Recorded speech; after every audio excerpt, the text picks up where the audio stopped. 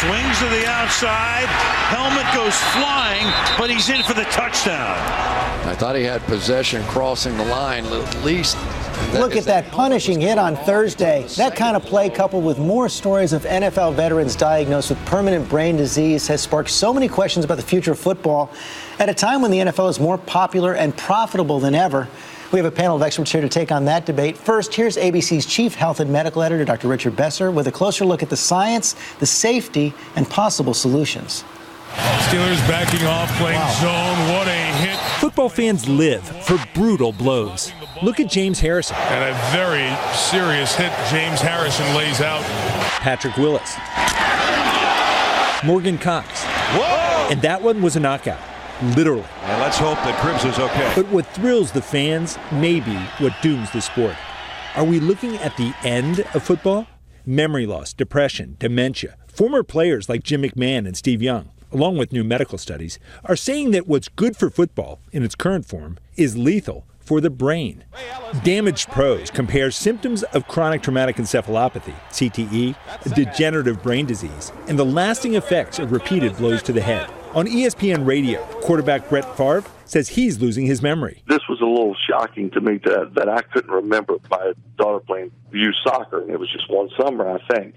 Former New York Giant Harry Carson says on PBS he contemplates suicide.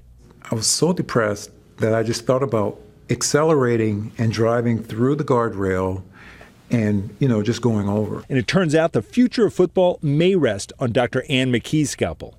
She's a walking contradiction, a leading neuropathologist who studies CTE in the brains of dead players, and a die-hard Packers fan, in love with a sport that can physically devastate players. She showed me the damaged brains of former athletes, donated for her research. And you get spot. That's really typical of this disease. Alzheimer's doesn't look like this. Never. Strokes. Never. Nothing. Nothing. I see tragic stories under the microscope. I see kids who've died in their teens with the early stages of this disease. It's really quite unsettling. A question I face as a pediatrician, and when my own sons wanted to play football, is the danger of concussion so high that doctors and parents should forbid it? Can this sport be saved? I don't know. I just don't know. I went to a practice in the heart of football country, Athens, Georgia. One of the many places football players barely come up to my knees. Oddly enough, we're coming in kind of late. Because 7 is late for starting football. Oh yeah, that's what I said. Really? The midgets start at 4. 4-year-olds playing football? A few weeks ago, the nation's largest youth football program, Pop Warner, announced that participation dropped about 10% between 2010 and 2012. Are parents scared for their kids' safety? I want to hear a strong argument in support of the game. And who better to give it than college coach of the Georgia Bulldogs, Mark Richt. Plain speaking, stoic, and a father of 4. You have to wonder, is it a safe sport for my kids? I think we're, quite frankly, getting fairly soft in this country. I think our kids are soft. I don't think they're very tough. And I think that's a little bit scary because there's some things in life that come up that are tough, and you got to be able to handle them, whether it is a physical or mental thing. But his own team, along with several others, is doing concussion research right on the field. You'll see it on the screen if I give it a hit. Give it a hit. Right there. That's it. Using cutting-edge devices that may identify the forces that cause concussions so they can prevent them. That might help. Coach Richt supports the research. I think all these things that are being designed to help us understand more about concussions and those types of injuries, I think the better off we're going to be. But Ron Corson tells me the keys are education and independence. If he thinks a player needs to sit out, the player's out, regardless of what the coach thinks. We sit down with every athlete in every sport at the first of the year and talk about what the signs and symptoms are of concussion. So if they have them, they can recognize them and come seek help. Have you seen any change over time in players reporting a concussion or the signs of a concussion on their own? A great example last year. In the fall, Georgia football, we had 9 concussions. 5 of them self-reported. Then I talked to some of the players. If you had a concussion, would you pull yourself out of the game? If I had a concussion, probably not. You can play through it. My first day of football, he said, you're going to guarantee 3 concussions, but we're going to pay for 5 years of your school, and you're going to get so many, how many ever degrees or whatever. Yeah. I'm saying absolutely. You take it. For 3 concussions, I'm taking it. That's not a bad deal at all. And Dr. Besser joins us now, along with Joe DeLamielleure, an NFL Hall of Famer from the Buffalo Bills, Mark Richt, investigative reporter from ESPN, co-author of League of Denial, and USA Today columnist, ABC News contributor Christine Brennan. Welcome to you all. And Joe, let me begin with you. You're wearing that Hall of Fame jacket, and I saw your Hall of Fame speech. It was clear when you were giving that speech, football was what you always wanted to do, always wanted to play. But now you've been diagnosed with CTE, and you say you're part of the forgotten generation of football players. Do you feel betrayed by the NFL? I feel betrayed by the NFL and the union because we have no health insurance. That's a problem. For the guys who played before '93, we have sub-poverty pensions and no health insurance. That's a problem. And even though there has been this now multi-million-dollar settlement, $765 billion settlement designed to help players who have been injured. They have a lot of programs, but they're hard to access. And the players, let's face it, we're about all over 60. How many guys go on the internet? And how many guys? We're scattered all over the country with a union that has never helped us, the pre-93 guys. Once you're done with the union. They have all these sayings, but they really are hard to work through. You do make the point, talking about these pre-93 guys, you're talking a completely different world in terms of pay. When you were completely, playing, I was number one pick. My salary was 22, 24, 26, 28, 30. Nothing guaranteed. $30,000 a year. Yeah. Here's the problem. We played on AstroTurf that was torn up. There's no head slaps. I got 68% hearing loss in my left ear. There's no more chop blocks. There's no more wedge. It used to be called the Suicide Squad, the special teams. They even changed that to the special teams.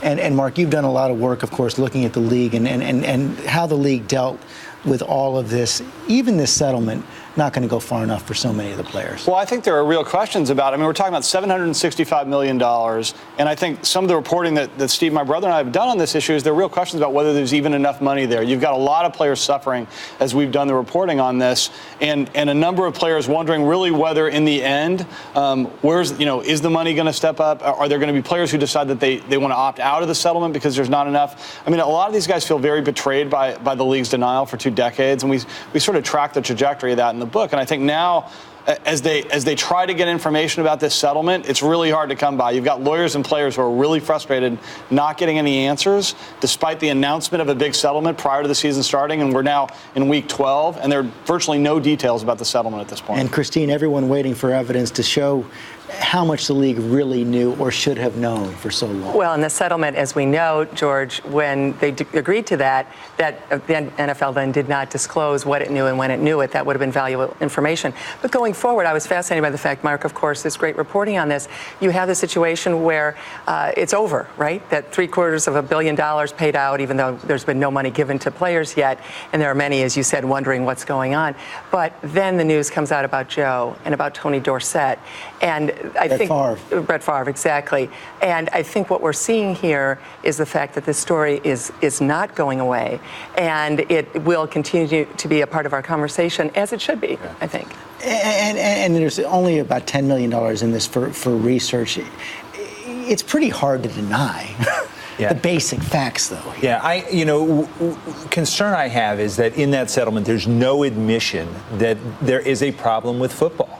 And if there's no admission of that, and you're only putting $10 million into research, how are you going to know whether this sport could be made safe enough that we would still want to watch it, but it would not do this? And what about below the NFL level? As we were seeing in the piece, these kids playing in college ball are not going to own up that they've had a concussion. They're going to go out there and have it. And if that's happening time and time again, are they going to be experiencing the same thing that the pro players are? And Joe, your son played college ball as well at Duke. Are there any changes in the game that can, sort of solve the riddle that Rich was talking about there, make it something we still want to watch but make it safer? I think there's tremendous changes in the game. Just what I told you, no AstroTurf, no head slaps. There's a lot of rule changes for the better of the game. So I think they're doing the right thing. But for them to continue to do the right thing, they have to make it better for the guys who created this monstrosity of a league, and they just don't do it. So they're always getting negative. There's something good comes out, then there's negative that comes out with it. Think NFL is ready to go farther? Well, I think the question, I think there's two issues. There's the league itself and the NFL and what NFL football is going to look like. And I'm frankly, Steve and I have said this, I don't think either of us want the sport to change. It's a brutal, violent sport. That's one of the appeals about it. Gripped all weekend watching the games. We were all talking before the game about that Auburn finish. So, the sport is what it is. This is the sport. But you did have for 2 decades, what did the NFL know when? I think we really trace that in the book, frankly. They've known for 2 decades this issue is there. And while the commissioner and the league are making moves forward on this issue in terms of rule changes that they're trying to mitigate, at the same time, when the commissioner is asked now, is there a link between football and brain damage? He says, well, we're going to let the doctors decide this. But the you doctors think the have been knowing commissioner this, wants to make some, wants to do right by the player? I do, yes. Roger Goodell is in his mid-50s. He has daughters who play lacrosse. And let's face the facts here that, yes, we're talking football, but if you say, okay, let's move my boy or my girl out of that sport, soccer, girls soccer, the risk is huge. Any sport where girls and boys play at an equal level, George, so whether it's soccer, ice hockey, baseball, softball, girls are much more likely to have concussions than boys, and that risk is there. So you leave football, and we say, okay, we're done with football. Well, then the risk exists in so many other sports. But I do think there is a question. What will football look like 20, 30 years from now? And the answer is, of course, we don't know. We don't know. I'm afraid we're going to have to end it there. Thank you all very much.